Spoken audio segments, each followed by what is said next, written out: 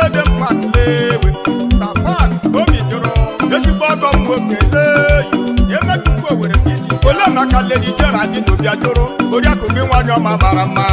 siana na m ekele o ịnụ nwanne ya ekele onye ọwụla nọ n'elu ụwa ihe ị ga-ama bụ na ndị oge anyị ọ dị ka omume anyị o nweghị ihe mere n'elu ụwa mana aha ndogo gị n'ọsọ ọwụdụkwa m kwurudo ọkwa Chineke m kwuru ya o tahili mili ilewe chibugochukwu okeke tahili mili ile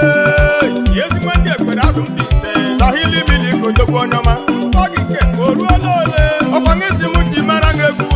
mụ na onye ọbụla ezele okwu kelere m oriakụnyo ichichebere okeke nwaanyị mara mma olubibu ugbo nwanne m nwaanyị tahili mili kodogwu onyeọma tahili mili kodogwu onyeọma